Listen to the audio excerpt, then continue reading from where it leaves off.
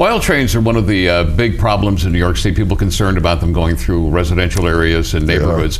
But you were sharing with me that oil trains are a big problem up in the Adirondacks. In two ways. We have a lot of traffic coming down right along the Lake Champlain Valley, right along the edge of the lake, in places where if it were to tip off the tracks, there would be a terrible spill into the water. That's not just a concern for New York, but for Vermont as well, and as well as southern Canada, where Quebec is one of the shoreline owners of Lake Champlain. It's also a drinking water supply for about 200,000 people, so that's the biggest concern that we have in the immediate aftermath of that kind of a spill. But depending on what kind of oil gets spilled, we may never be able to clean it up. The heavy tar sands oil that they're bringing down from Alberta is very difficult to clean out of water because it sinks, unlike other oil which would float on top. Now, we were successful in one way in getting the U.S. Department of Transportation to improve the type of tanker cars that they're using on the rail lines. The leak-prone, explosion-prone DOT 111 car that's caused so many problems and was at the heart of the disaster at Loch Megantic a couple of years ago, where essentially the town was blown off the map by an explosion of an oil train. Those cars have now been substituted for a lot of the older, new cars have been substituted for the older cars, but they're having trouble finding ways of getting rid of the older cars, and they want to park them on unused rail lines. Iowa Pacific Rail Holdings, which is a Chicago-based company that bought the Saratoga and North Creek Railroad 2 years ago, wants to start parking these old tank cars in the Adirondacks along the Hudson River, the Opalescent River, and the Boreas River, and in certain places on the Forest Preserve. And we're very concerned that they intend to wait until those rail cars get there to check and see if there's any oil left in them. So that seems like a recipe for a disaster for us, and that's something that we would really like to discourage this company from doing. It is possible that the state might find someone else to buy this railroad from the company and eliminate the possibility of this happening, but we're hoping that that will be resolved sometime in the near future. It's difficult because railroads are not necessarily subject to state jurisdiction for their operation, and the federal government is reluctant to get involved in issues involving a state park. So one thing in our favor is that the Adirondack Forest Preserve, all of it, all nearly 3 million acres of forever wild land in the park, is actually a national landmark and can be offered the same type of protection that would be afforded a national park under certain circumstances. And this may be one of those circumstances. This is going to involve some legal work in Washington, some legal work here, but we are in the process of getting that research done right now. Another concern besides parking them there, I might say I've noticed in Waterville, where Alco used to have its rail yards, there are a lot of rail cars and trains that have been parked there over the years, and they stayed and stayed and stayed and eventually rusted and became decrepit. And yes. That sounds like the Adirondacks have that potential. We're concerned about that. There were rail cars parked for a couple of years just north of North Creek that were passenger cars, actually, from some of them from old New Jersey commuter trains that were rusting, and the windows were getting broken out, and people clearly had not only vandalized but may have been sleeping in some of them.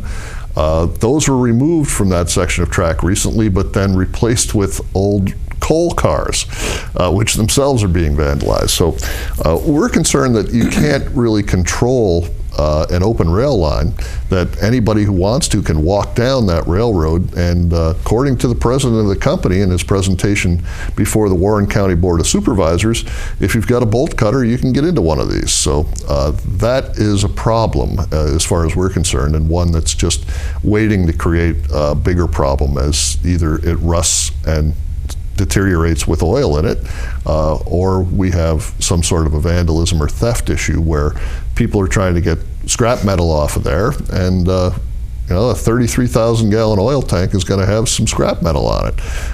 It's a 1/4-inch tank.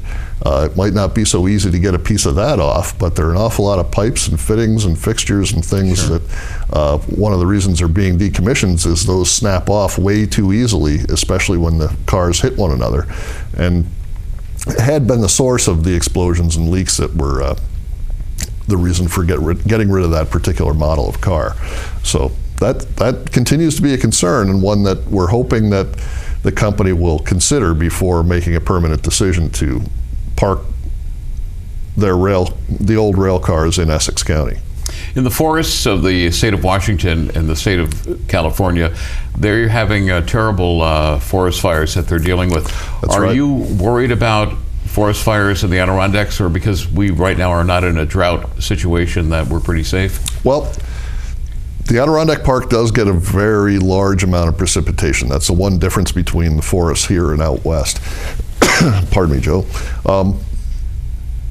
Our average rainfall is much, much higher than it would be in Washington or California. As a result, the northwestern part of the Adirondacks is often referred to by the forest rangers as the asbestos forest.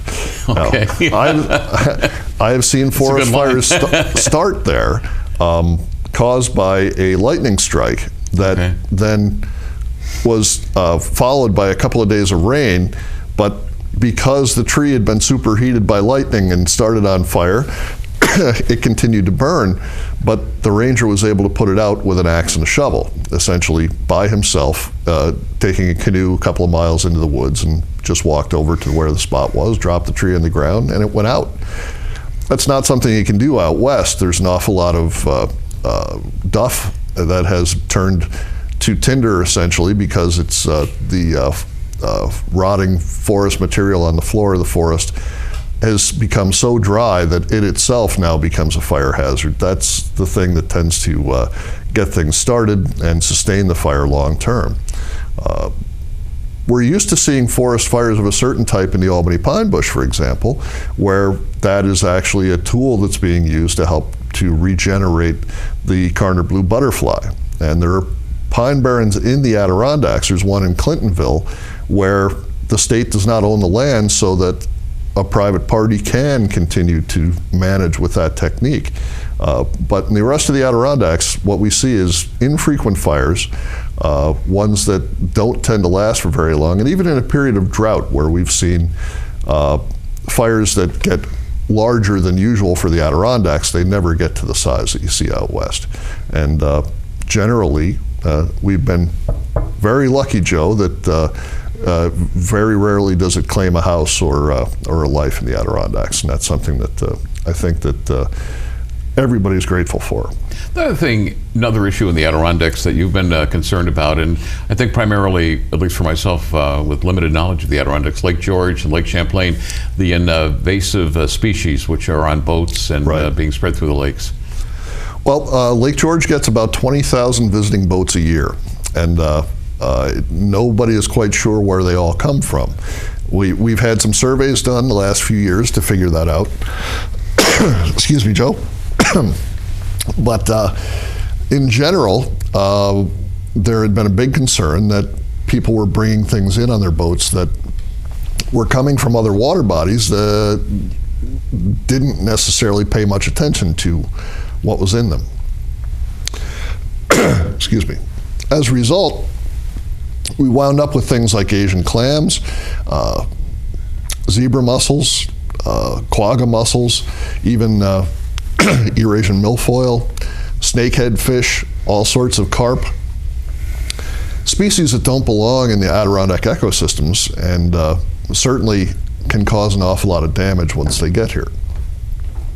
So the idea behind the invasive species control program was to prevent them from getting into the lake in the first place. So the state has really expanded the number of places where it's inspecting boats before they go into the water. Every boat launch on Lake George now has a mandatory inspection program. There are voluntary programs being spread throughout the park now, and you'll see occasionally that there'll be one on the side of the road in a truck inspection station.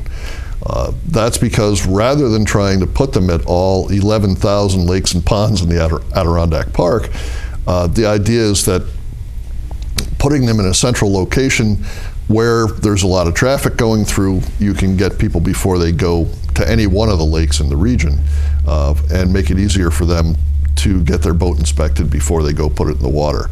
Eventually, we'd like to keep the park clean and healthy by making mandatory all boats have to be inspected before they get launched at a public site inside the Adirondack Park. That will really help keep the park healthy long term and prevent the spread of things that really can do some ecological damage and cost an awful lot of money to eradicate once they get in. For example, the zebra mussels tend to clog up water intakes and cause real problems for water users and for boaters in a lake. But they also leave sharp shells behind and make it difficult for people to swim in that location without having to wear shoes. And that can make a big difference in terms of who decides to come back to your lakeside resort. So all of these things play into how the economy functions long term, and as well as how the ecology functions.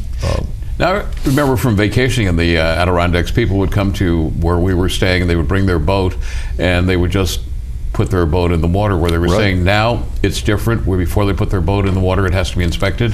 That's the idea. And okay, how would that happen? Does each motel have an inspection place, or? Each one of the public boat launches has a boat steward, and you have to have a seal between your boat and the trailer that must be broken at the boat launching site. So that seal shows that you've had the boat inspected, and if there was anything on the trailer or in the bilge, it has been cleaned out. So it costs nothing to have the boat inspected. The government is interested enough in keeping the water clean that that is being paid for by the state of New York and the local governments that are helping out. And as a result, we're seeing boaters maybe initially a little annoyed that they have to go through the extra step, but once they realize why, people who are coming to enjoy the Adirondacks understand that in order to keep it as beautiful as it is and as healthy as it is, that an extra step is warranted, and that since it doesn't cost them any money, it just costs them a couple of minutes of their time, people eventually have come to accept this as not just necessary, but a good thing.